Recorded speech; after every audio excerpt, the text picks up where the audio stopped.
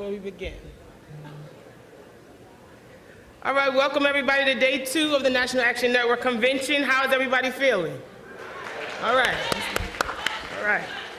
We're excited. Love you too. We're excited to kick off the Children of the Movement panel this afternoon. We know we have competition with the Women's Luncheon, but thank you all for joining us. We think this is a very, very important panel, and we're going to have our panelists introduce themselves. I was supposed to be on panel, but I'm joining you today as the moderator. My name is Ashley Sharpton. I am the daughter of Reverend Al Sharpton and Dr. Kathy Jordan Sharpton. And I am the founder and chair of the National Action Network Youth Huddle, and I hope everyone joins us on Saturday for our NAN Youth and College Day. So if you have young people, if you have children, if you know young people, have them join us Saturday at 12 p.m. right here in this room. All right? All right, let's kick off the Children of the Movement panel. I am honored and blessed to be joined with people that I've admired my entire life, who I've learned from. All of us, I feel I've learned from, watched them, and gleaned from them. I will let them introduce themselves, but I'll introduce them in name. We will begin with Dr. Hesna Muhammad, the daughter of Ozzie Davis and Ruby Dee.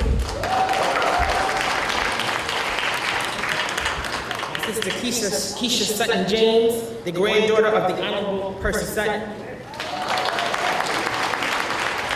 Also the Assistant Manhattan Deputy Borough President, excuse me. We also have, he's holding down with the men today, Jesse Jackson Jr. Excuse me, Congressman Jesse Jackson Jr. He is the son of Reverend Dr. Jesse Louis Jackson Sr. and Dr. Jacqueline Jackson. Let's clap him up. And I am joined by my big sister, Deanna Brown, the daughter of the Godfather of Soul, James Brown. And I'm joined by my little sister, Miss Ashley Jackson, the daughter of Reverend Dr. Jesse Jackson. Let's clap her up. All right. Would you mind introducing yourselves, just giving us a brief? You all have huge bios, so I want you guys to just share a little bit about yourselves, starting with Dr. Hesna, please. Good afternoon, everybody. Thank you so much for inviting me to this panel, Ashley. I appreciate it, and I'm so glad to be here with my esteemed, like children of. It's a special place in the hearts of the movement. Thank you, Reverend Al and Nan, for having this panel. I am Hesna Muhammad, and I am one of 2 daughters of Ozzie Davis and Ruby Dee, and I also have a brother, Guy. And I have spent a lot of time as an educator, first a teacher, then an administrator, and spent a lot of time in HR, in public schools. And I went on to, and continue now, as a consultant in education, trying to diversify the educational and civic leadership spaces. I'm also an artist. I am a photographer and a writer. I just published a book called Breathe in the Sky. It's poems, prayers, and photographs. I have 3 children, no pets. And I'm very happy to be here this afternoon. Thank you, Dr. Hesna.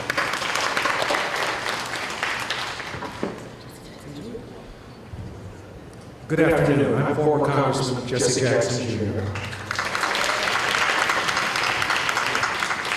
Let me first begin by thanking Ashley Sharpton for allowing me to participate in today's panel. I also want to thank and congratulate, and words cannot truly define or describe how I truly feel about Reverend Al Sharpton and his leadership. To watch and to witness this conference year after year, and this organization for 33 years was one of the great highlights of my life. To see Reverend Sharpton, to see him carry the legacy of my father's work and the work of Dr. Martin Luther King Jr. is something that we can all be extraordinarily proud of. Give Reverend Sharpton a great round of applause. I also want to say that I'm so grateful for the opportunity to be on this panel. My father has had the privilege of knowing the parents of everyone on this panel. And so I'm at a crossroads at nearly 60 years old in meeting some of the offspring, some of the greatest men and women that have traversed stages and the international thinking of our people for more than a century. And so I served the Congress of the United States for 17 years. I have a broad experience that includes a 30-month prison sentence. The last 10 years of my life has been about the restoration of men and women who paid their debt to society and the importance of us making sure that their lives are restored, not just prison reform, not just criminal justice reform, but rehabilitation reform, redemption reform, restoration reform, and the process of forgiveness so that we can bring men and women back to our families with the restoration that they need. Thank you very much.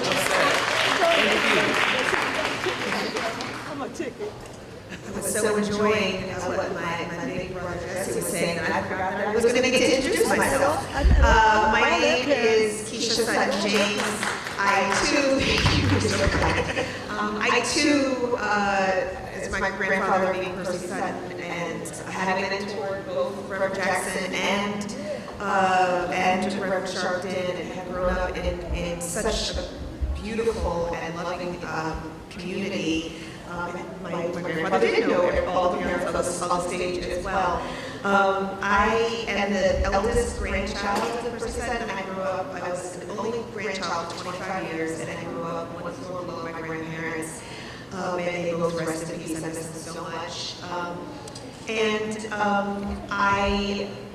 do I say this? I've taken a circuitous route in life, trying to, and this is something that I think one of the questions will be asked about later. I took a circuitous route in life trying to define myself as my own person, not necessarily as a Sutton. So I went and did other things in life that frankly weren't necessarily for me. I was just trying to find something that was different, and so that I wouldn't necessarily have to follow in footsteps. But something funny happened, which is that family values had been implanted in me over those 25 years, over those 50 years, and it has drawn me back to work. And so a couple of things that I have been most proud of. I served as campaign manager for our now Manhattan District Attorney, Alvin Bragg. I'm extremely proud of that work. I feel like I'm standing on my grandfather's shoulders and the work that he did in advising Reverend Jackson and Reverend Sharpton and Mayor Dinkins on their campaigns and nominating Shirley Chisholm for president. So that is one thing that I'm extremely proud of, and now I continue to do the same community-focused work, serving as Deputy Manhattan Borough President Deputy Borough President of Manhattan. That's my short intro. Oh, and I have 2 children and a dog.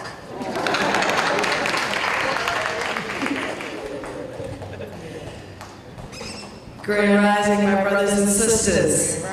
Say it loud. Say it loud. Now that we've got that established, it is so good to be here. Of course, you know I am amongst family for real, because Reverend Sharpton and my brother, Teddy Brown, were best friends back in the early 70s. He was killed in a car accident, and from that is where my dad and Reverend Sharpton became very close and became a surrogate father for Reverend Sharpton. He even, as Reverend Sharpton remind y'all, he told him how to wear his hair. He even was Cupid and put Ashley Mama and Ashley Daddy together. Therefore, Ashley and Dominique came forth. So this is true family, and I'm just so happy to be a part of this particular program with my brothers and sisters from the movement, because our parents and grandparents all sat amongst one another and dined and worked with one another in some shape, form, or fashion. And, so we do come from legacy that some are still here, some are gone. However, we stand on shoulders that will always be remembered. I am the president of the James Brown Family Foundation. What I learned from my father, traveling with him, listening to him, handling his business before he even got to the stage, inspired me to continue his philanthropy work. I started the James Brown Academy of Music Pupils, where we are working with children to educate them in the music so they can learn how to play an instrument or even learn the music business so they have another avenue in life, another positive avenue in life. But it's about the whole child. It's not just about the music. We'll take them and learn, teach them how to drive. We'll take them to get a haircut. Because some of the children need just that closeness, to feel some love, to feel like somebody cared about them. So we also have the James Brown Family Historical Tour. So y'all come on down to Augusta, Georgia, bring your family and friends and check out our tour. You can check us out at James Brown Family, James Brown Family Foundation. And please, look at the newest documentary that we have out on James Brown. It's called James Brown Say It Loud. I co-produced along with Questlove, Mick Jagger, the Reverend Sharpton, of course, is in it, and some of my other family members, my sister, my brother, and other people. It's streaming right now on Hulu and Prime. And in my opinion, this is a birthing to a new generation of who James Brown was. He was more than just a good beat in the music. He had messages. Don't be a dropout. I don't want nobody to give me nothing. Open up the door, I get it myself. It's a man's world, but it wouldn't be nothing without a woman or a girl. So there are messages that we still need in this world. So please check that documentary out. God bless you all. Thank you for having me, family. Thank you. Okay, hi everyone. My name is Ashley Jackson. I am the youngest of Reverend Jesse Jackson's children, and my brother is on that side of the table, my junior. I am 24 with no kids, no pets, so I'll just get that out of the way. I have been working in the last almost 10 years in the entertainment industry as an actor, screenwriter, and now producer. And I'm in the USC RAP program, Peter Stark Producing Program, which focuses on television and film producing. So I have that part of my life, but I've also served as ambassador to the National Center on Sexual Exploitation and PETA, and I'm now in my 20s, and the latter half of my 20s, intend to merge the two interests that I have in terms of my social activism, but also my entertainment career, and get messages out that I think are important to youth, especially Gen Z, who is at a pivotal time in our development, and overall just finding ways to also bring my father's message to more people and more young people, especially who don't even know in terms of what he's been able to accomplish in 8 years. All right, let's get into this conversation. How did growing up in the civil rights movement shape your understanding of social justice and equality? You start with me. She was trying to catch me off guard again. I'll say, my grandfather was extremely intentional about implanting in me not just the lessons and experiences that he, from the movement, but from his life growing up in the Jim Crow South. He was born in 1920 in the last of 15 children in San Antonio, Texas, and he made sure I understood as a girl was born in 1972 in Harlem, surrounded by Black people and Black love, and growing up in a family-owned business and a community that was extremely affirming, that the rest of the world is not like that, first of all, but that also that I really understood intimately what Jim Crow was, that I had pride in my ancestors, that I had pride in all of my ancestors. I had particular pride in being a descendant of enslaved Black people who were brought to this continent against their will. And that the strength and resilience, fortitude, moral high ground that our people have taken over the generations was something to be proud of. The way that we conducted ourselves through all the movements, including and especially the civil rights movement, it was a virtue and a value that was implanted in me. He taught to me when I was small. I remember the first time he was arrested, the first time I remember him having been arrested and telling me about it. He came home and told me, he was arrested, and he saw my face go, like, what would they arrest my grandfather for? And that was when he talked to me about civil disobedience. And it told me about his life having been a freedom rider, and how as a 40-something-year-old northern, now at that time, northern man with a family, he had a wife and a son, my dad at the time, but having grown up in the South and having experienced the violence and terror of Jim Crow, how he understood at a different level than many of the other 20-something-year-olds from the North who were riding down South, just what was at risk in his taking that freedom ride, especially for their white counterparts. And how much fear was in him, but how important he felt that it was that he take that risk and make that statement. And thank God he survived that, and thank God he was here to be able to tell a story, and then he'd bring me back T-shirts when he would go to their reunions. I don't know if I answered your question, but the point that I was trying to make is that I think it's so important, and because he took the time to implant these stories in me. It's so important that we, as parents and grandparents, continue to remind our children of what the past looked like and how we are still on a continuum of struggle. Struggle does not avail results overnight. We cannot expect immediate gratification. We have to be resilient. And so I was able to see his life, the future, and my ancestors as part of this continuum of people who have been freedom riders, and understand that I needed to do the same, and that's my responsibility to future generations and to my ancestors. And so that's, I hope I don't know if I answered your question, Ash, but that was part of, it wasn't just the movement. He talked to me about, he brought to me lessons that went back more, many generations, not just the civil rights movement. Thank you. Sure.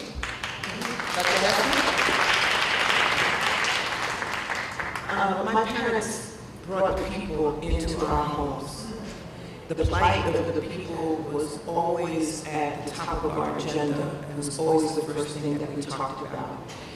Through the vehicle of family, I think it was that my parents really made us aware and concerned and a part of the people. It was as if, any one of you were at our dining room table.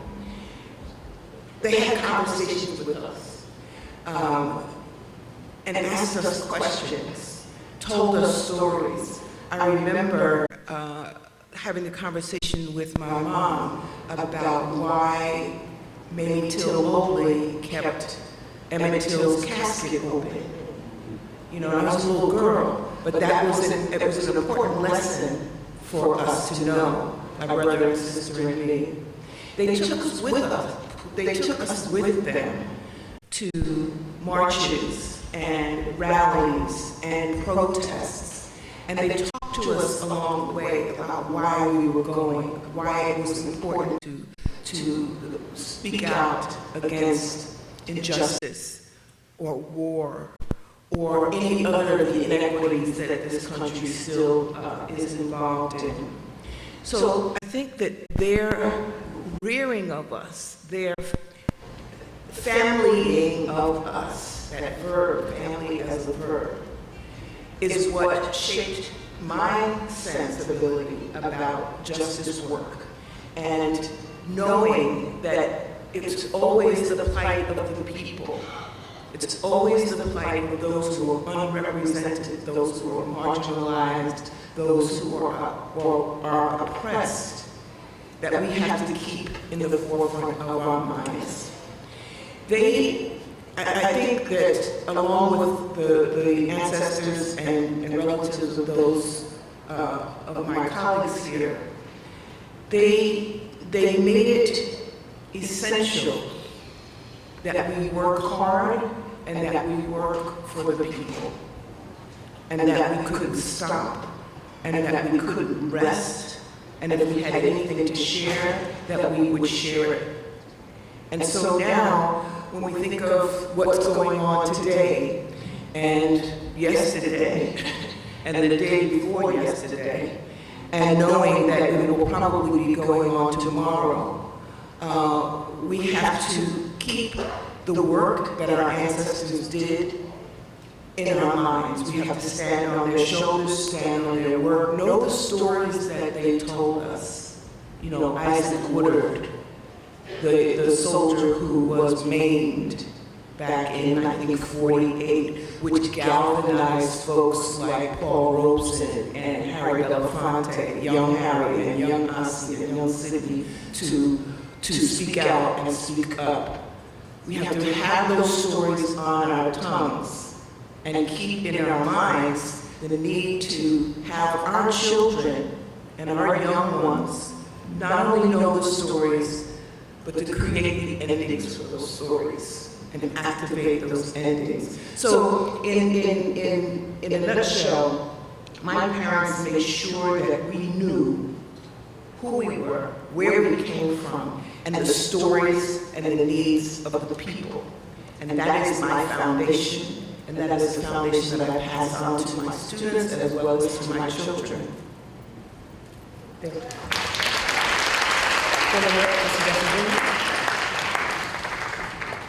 How did growing up in the civil rights movement shape my understanding of social justice and equality?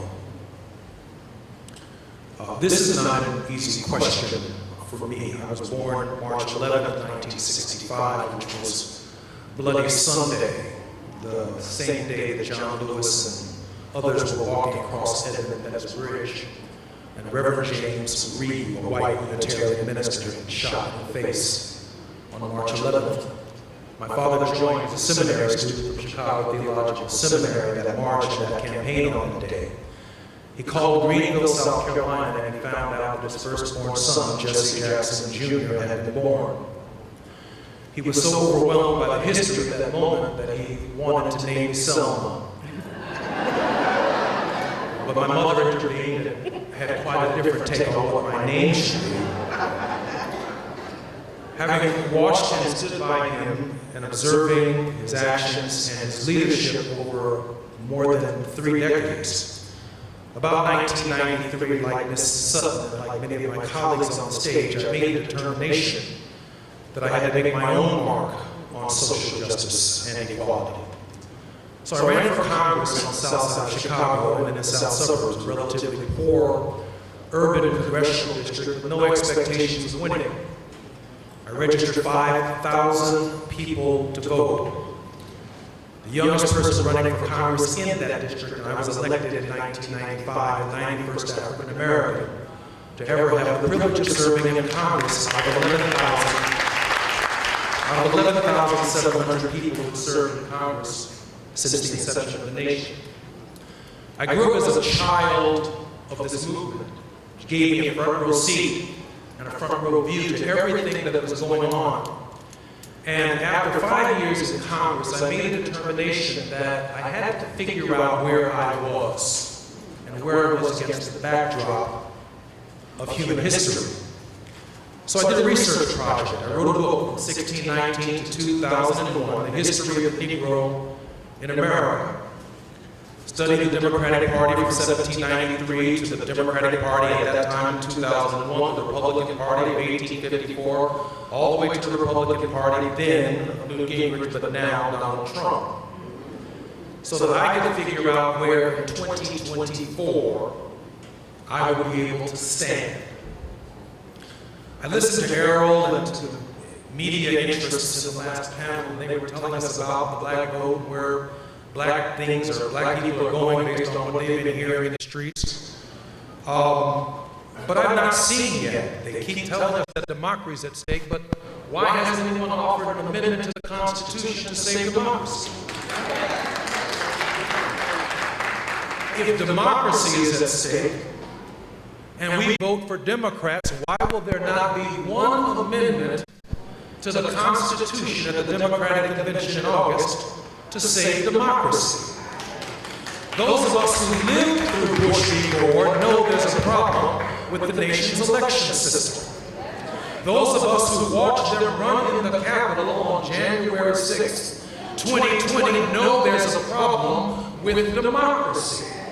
So why hasn't either party offered an amendment to save democracy? To answer the question, what have my views evolved on the question of social justice and equality, I believe actually we must turn our attention to the Constitution of the United States. And only two people, as far as I can tell, have ever fought as African Americans to lead the struggle to change the Constitution. Frederick Douglass, the 13th, 14th, and 15th Amendment. And in 2004, Reverend Al Sharpton, when he ran for President of the United States, said, "We deserve a constitutional right to vote so that we don't repeat what we keep repeating in every election cycle," and that's why I came to the NAM conference in 2024. Thank you. Thank you, Selma. Let's jump to the next question. I can listen to you all day. What were some of the challenges? I know one of my biggest things growing up was sharing my father with the world. I never felt like we had time in our own intimate time. What were some of the challenges or unique experiences you faced as children of prominent people? Deanna? Well, you know, as being young, children can be cruel.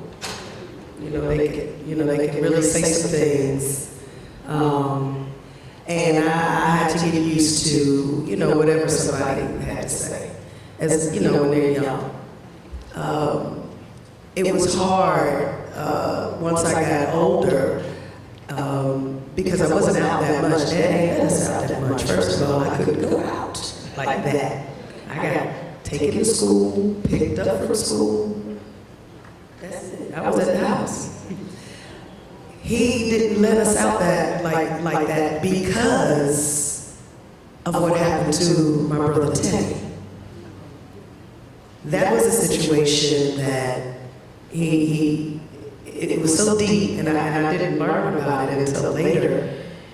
Reverend Sharpton taught me a little more. My older brothers taught me a little more. You know, my father was the type of man who wasn't going to bow down to other people in their organizations. He was a man's man. Where he come from, he was not going to bend over backwards, bend over forwards, whatever it took. He wasn't going to do none of that. Y'all hear me? And so, you know, I grew up watching, you know, a man who wrote the song, "Papa Don't Take No Mess." I lived it. I lived that. But education was important to my father. And as hard as he was growing up, I appreciate it now. There were times he'd be away and he'd call me, you know, 1, 2 in the morning to give me wisdom that I wish I could hear now. Because the wisdom that he gave me, I'm seeing today. He talked about how when music changed, our children are going to change. He wasn't happy with a lot of things, and he voiced it. He told some rappers, if you can't take your song home to your mama because you feel a little some kind of way how she gonna feel about the words you use, then don't nobody need to hear it.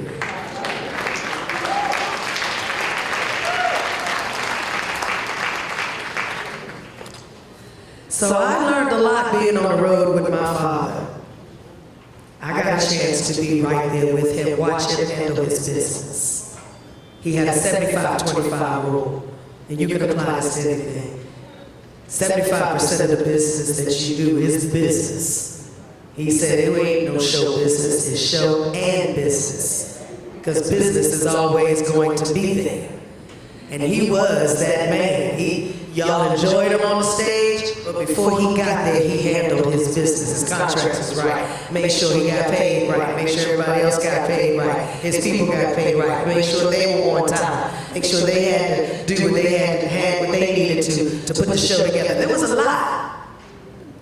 It wasn't just go out there buck dance and everybody have a good time. And see, he wasn't trying to be one of these artists that didn't talk straight. Y'all know when Daddy got on the stage, there was a time he let you know where he come from, picking cotton, working on the railroad, had to stop school in the 7th grade because insufficient clothing, holes in his clothes and no shoes.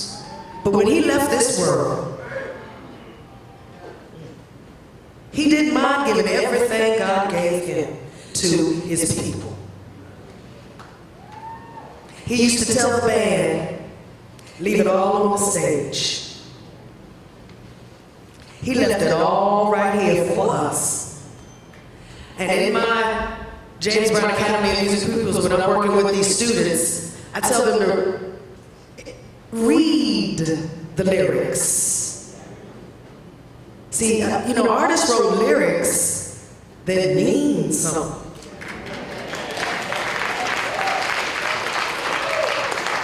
And a lot of those lyrics and messages we are still living on today and mean something today. So it is my charge to the next generation to learn from whence you came so that you know how to go where you need to go. Thank you. I think having only lived like a little bit over 2 decades now, I've had a very interesting relationship with my father, very different than my brothers in a lot of ways. I mean, when I was 4, I think I asked my mom if my dad was a king, because I was, you read fairy tales and you see like, oh, there's people around, there's always hovering people, and I didn't understand like, oh no, he has an organization and a staff, and like these are all these things. I was 4. But today, I now have the knowledge and insight. I've done my own research, I've talked to my brother, I've talked to so many people, and it's really exciting to almost discover who your parent is in this way. Like, I had experiences, and of course, there are weird things that happen when you're a child of a public figure. Like, people sometimes know business about your family before you do. Like, there's lots of things that happen. Google is Google. But I have found so much joy and honor and privilege in getting to know him and his work in the way that I have, and it excites me to want to share with my friends about things that he's done, and like, what were the platforms that he ran on when he ran for president? It's not enough to just know he ran for president. Why? What was the Rainbow Coalition when it was incepted? All these things. So I feel like it's been a very exciting time to get to know Dad in this way, and Junior, I hope that. But it's been fun. Did you share these? Some experiences you had Oh, sure. that were difficult while growing up?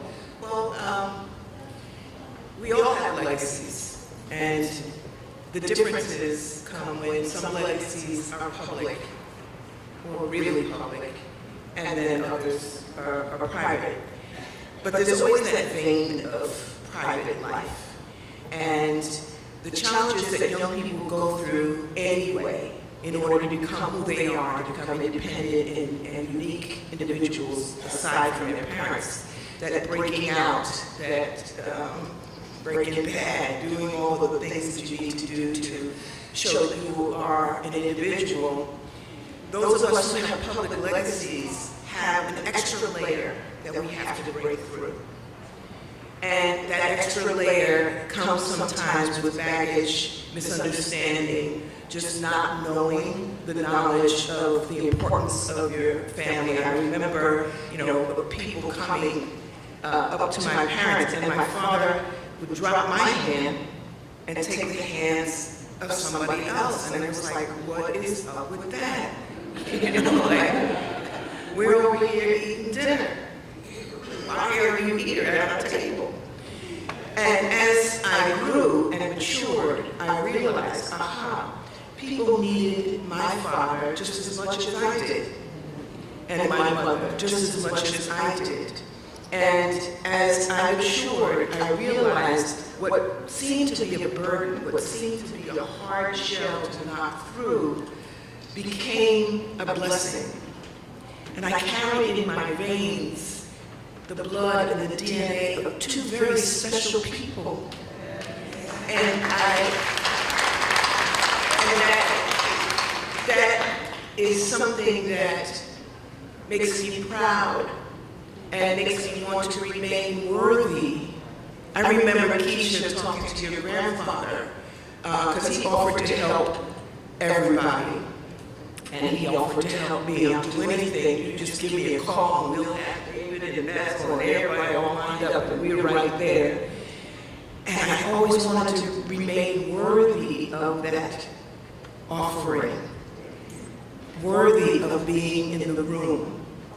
And your self-doubt sometimes gets in the way, not knowing yourself enough, not advocating for yourself, not knowing who your authentic self is, sometimes gets in the way. But like I said, as you mature, these burdens become blessings. And it is now my responsibility, along with my sister and brother, to keep my parents in your minds, to keep their work and their art and their love in the ethos. And how great is that? You know what I'm saying?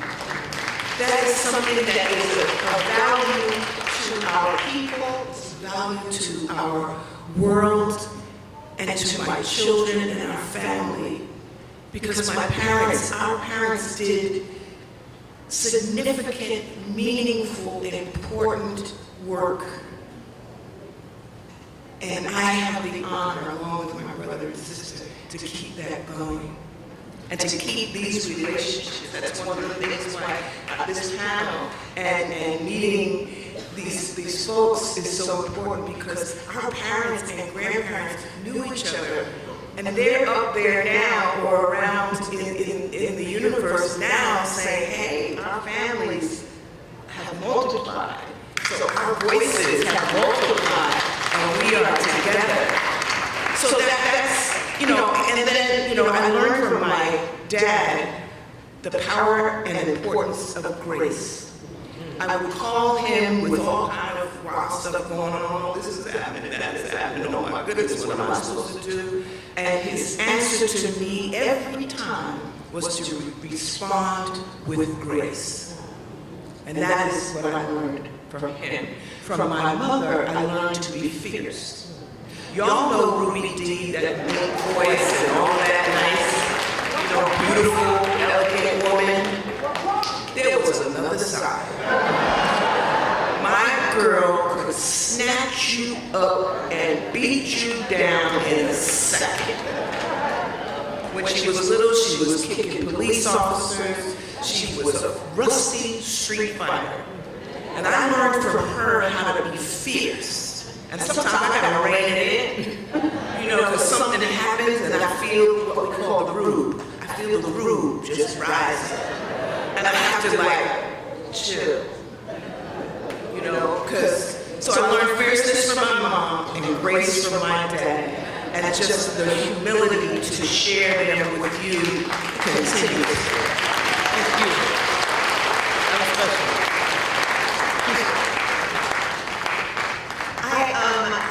It's always so hard to follow my sister Hasna because she's so good, so brilliant, and funny all the time.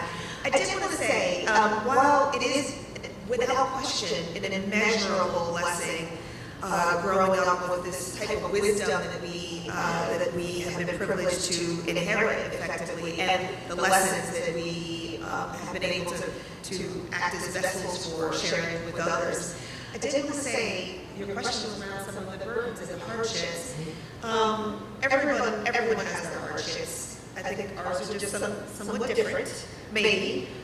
There's expectations for who you are and what you will be that, right, we are, as Hester said, I absolutely agree, it always, constantly feeling like you need to feel to be worthy. Literally yesterday, I was in a meeting with a community organization that's fighting against gentrification and crime. They said, thank you so much for coming back, Deputy Borough President.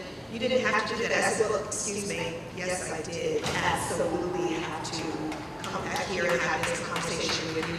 But the flip side of expectations is people prejudging you because of who you are, and having an expectation that you're going to be snooty or that you're going to be without substance. There's a lot of expectations that come, right? Yeah. Amen from anybody on the panel. That people, because they don't, know you and perhaps don't know other, children or grandchildren of people like this, there is an expectation of who they are and having to deal with that judgment. And I will be frank and say, I dimmed my light for a long time as an adult because I didn't want to take up too much space because I didn't want to make other people uncomfortable with this name that I had.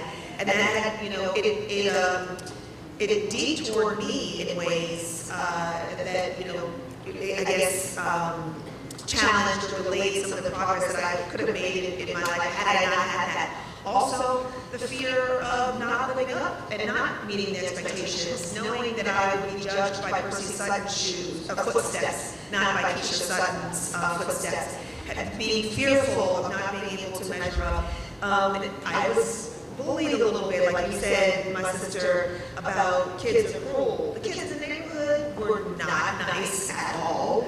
Again, we all have our different burdens, different kids are mean for different reasons, but mine was specifically about my skin color, my last name, and where I went to school and those kinds of things. So again, we all have different burdens. It's just this is a burden that's unique, I think, to people who grow up in the shadow of iconic people, and those are struggles. Everyone has different. That's some of the struggle. And then I will say that one last thing about it. I have been privileged because I'm the granddaughter of. My parents, my dad and his sister had it a whole lot harder. My dad, working in the same company that he co-founded with my grandfather, being the son, oh my goodness. I would never want to be in that position. And so the closer you are to the son, the harder it is. The harder it is to carry that burden. So when you look at, oftentimes you look at children of, and you say, what happened to that one? Why didn't that one, turn out just like their daddy or their mother? Sometimes it's because it's extremely hard to be in that place because the heat is hot right next to the sun. Well said, Keisha. Thank you for being so vulnerable. Jesse Jackson Jr., can you please share? I'm going to try and keep it tight. Let me first begin by associating myself with everything that everyone has said. They're so poignant, they're so clear, but I just want to build on it in this way. I inherited on day one my father's friends and his enemies, neither of which I have earned. So I spend a life convincing his friends about the contribution I think I can make and convert his friends into my own friends. And then I try to take the wind out of any detractors or enemies. People who never met me, never talked with me, never read a book that I have written, and I have written a half a dozen. People who do not go to law school with me or to the seminary with me. I inherit my father's friends and his enemies, neither of which I have earned. There's not a day that goes by in these 59 years where I don't struggle with how do I convert my father's friends into my own and take something away from the detractors where they say that cat right there is different and he's special. So we see these women of accomplishment and they're thrust into a reality that they themselves are not completely responsible for. So I walk into the panel this morning, I said to myself, not this one, but what would I say if I were invited to the media panel? I have to have a speech on my mind when I walk in the room, like this. When Reverend Charlton says, hey, come on up here, I want you to say something. I have to have something to say and be prepared when the Reverend calls upon me. When I sit in someone's church on a Sunday morning, when I go, I always have a sermon in my pocket. Come on up here and bring us a word, Jesse Jr. Making an assumption that I'm a preacher. So I prepare myself daily for the challenge of accepting the responsibility of who I am, coming to the conference fully prepared to make my case, but at the same time being humble enough to sit in the audience just in case I'm not called upon.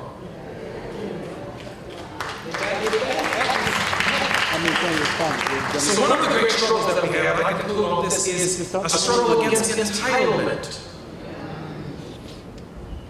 That we think because we are born of or part of, that something inherently comes to us in that struggle. I've gotten used to walking in the back doors and backstage at events all over the world, and I was certainly as a congressman flown from here to there, but after the prison experience, I've also gotten used to not getting my phone calls returned.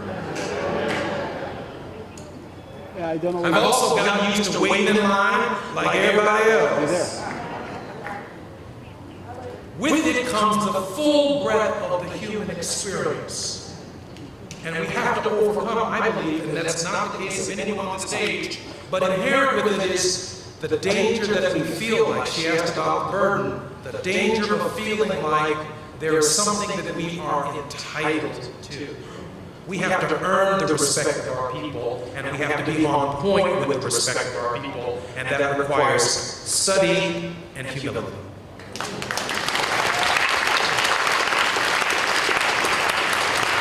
Sorry, I'm learning as a little bit. Sorry. All right. That was heavy. Sorry. So, for everyone, this room is full of activists, advocates. We have our National Youth and College Director, Felipe Dosa, here. Terrence Floyd is here, the brother of George Floyd. So many people are here. What would you offer? This is for everyone on the panel. What advice would you give to all people who are passionate about civil rights and want to make a difference, considering your backgrounds, your experience, what you've seen, and what you haven't shared? What would you say to them? Start with Ashley, and then we'll go down. Sorry, Ashley. I think, kind of piggybacking off my brother, I would say it begins with the study. It begins with the reading. It begins with the watching and consuming of information, because if you don't have the knowledge and education, how are you going to go out and advocate for any given cause? And so I think, especially for Gen Z people, and especially during this election season and all of these things, if you're not educating yourself, and not only just educating, but fact-checking in this time where social media is so rampant, and where are you going to go? And I think also, just in hindsight, living within this legacy and in this spotlight, learning who my father is, my mother, and the people who have raised me, that information is what takes me to where I go next. So it requires you looking back and knowing what is done before, what mistakes have been made, what progress has been made, or else we're just repeating a cycle and wasting precious time. So that was what I would say. Thank you. It's great to hear young generation talk, actually talk. So we know that the DNA is running warm, and we see that. God bless you, sister. Too much is given, much is expected. And my father would remind me that you did not come up like me. You will never experience the life that I've experienced, because it's all been worked out for you. And my father wasn't going to just always sit around and he's going to live up to the line in the song. I don't want a handout. out, I'm on our way out.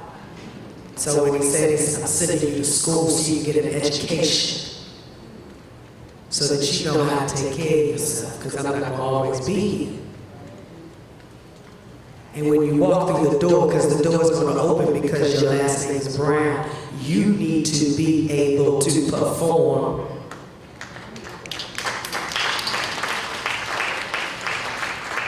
Whatever the job is, you need to be able to do it. Deanna need to be able to do it. So we, of course, encourage education.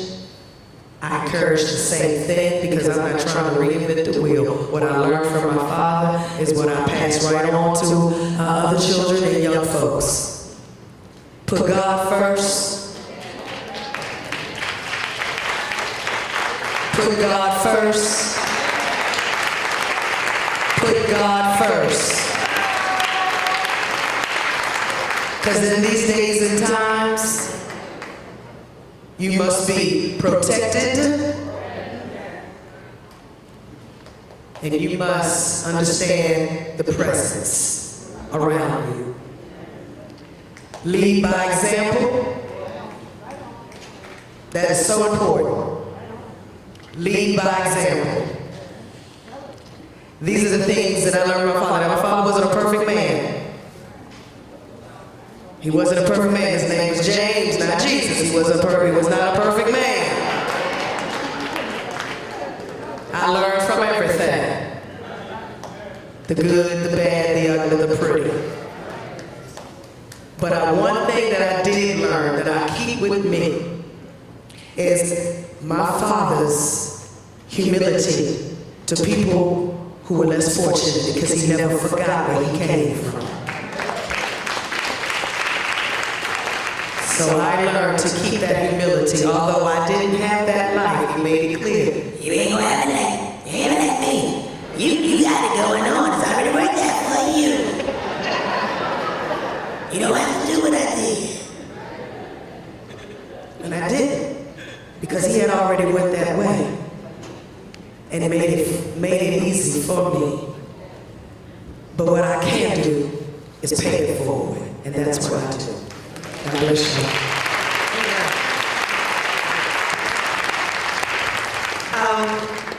So in terms of asking about activism and what to focus on, I had a few things I was thinking. First of all, vote.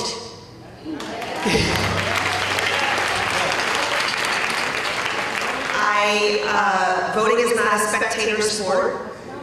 Voting, encouraging, and not just does that mean that you must vote, but that you must be engaged in understanding who the candidates are and what the opportunities and risks are, and then educating others and bringing them to polls as well. So that's number one. And let me say this, someone said something Whoopi Goldberg last night was at the gala, and I normally agree with her on 1,000% of what she said, but she said, we can't just be one or two issue voters, which I think she was talking about, maybe abortion rights or LGBTQ rights or what have you. She's saying we all have to support one another, which is something Reverend Sharpton talks about all the time, which, is effectively a threat against one is a threat against all. I said, but this year, the election cycle is a one issue vote. It is, do we want a democracy or do we want an autocracy? We have to understand the risks in this particular election cycle. Do we want a dictatorship? So first of all, vote and make sure we get out and do that work. Secondly, I would say what I said before about thinking about progress and activism as a continuum that goes back hundreds of years and will continue to go forward many hundreds of years, unfortunately.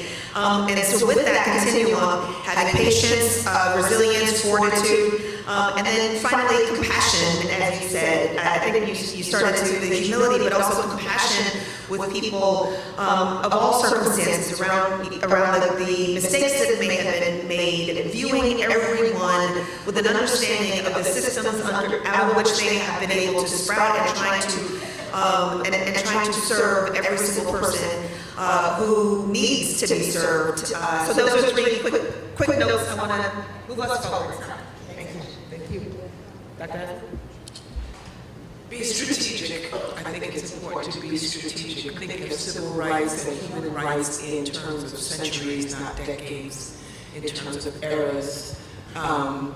It's important also to be prepared, certainly with educating yourself, but taking care of yourself, being healthy, and not only in your body, but in your mind, making sure that you are not distracted by the media and the pablum of the news that we receive now. I think it's important for us to be prepared with strategies of how to have a protest and not get hurt. Have a strategy for who needs to take Kamala Harris's place. Who's going to do that? Let's focus on that. Who is going to be the next person on the Supreme Court who we want to support? Let's focus on that. Let's prepare these folks. When you have this strategy, when you have a plan, when you're taking care of yourself, your mental, your social, and your physical health, your spiritual health, you can move with fierceness and behave with grace.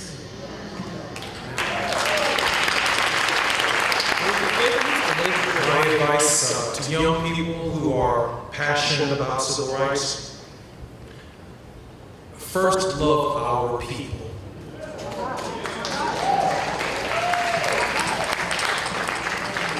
Before the Mayflower, Dr. King said we were here. Before the Declaration of Independence on July 4th, 1776, we were here. Before the Constitution of September 17, 1787, we were here.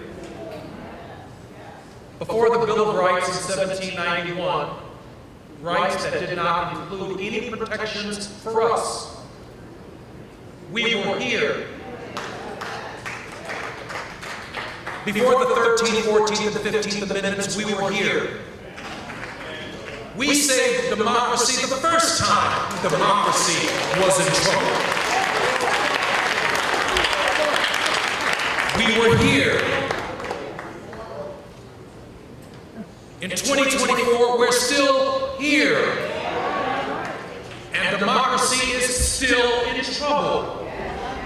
And the responsibility for saving democracy will not come from immigrants. It will not come from somebody who's Johnny-come-lately to America. It will come from somebody and a people who understand America.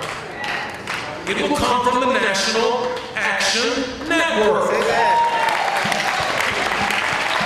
Because we were here for young people. Not enough. Passion. Commitment.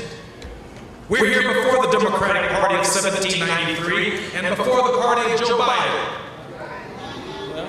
We're here before the Republican Party of 1854 and Donald Trump. We were here. We know what Joe Biden can and cannot do. We know who the boogeyman is. I'm not afraid of the boogeyman, but I certainly expect more out of Democrats when it comes to saving democracy than we are getting. With that said, let's put it on the table. We deserve health care of equal high quality. We deserve schools of equal high quality. We deserve jobs of equal high quality, and we all get paid for the work that we do. It does not make sense today in 2024 that women make 60 cents to the dollar of what men make, and yet they cannot pay bread cheaper, can't pay rent cheaper, cannot raise their children cheaper. They deserve more than a protection for abortion. They deserve an equal rights amendment to the Constitution so you can sue people when you are denied your fundamental right. Thank y'all for having us. And thank you. She dropped the mic. Grace and fierceness, wisdom, honesty, fortitude, grit, soul, love. First, love our people, and also love yourself. all of us technically are children of the movement. All of us technically are children of the movement. So all of us have a responsibility going forward. There were many charges up here. I hope you got one of them. And I hope you go forward the rest of this convention, but beyond this convention, going forward with your charge. We all have a responsibility in this movement. Get to work. Thank you for joining us. Let's give it up for Ashley Sharpton for doing such an awesome job.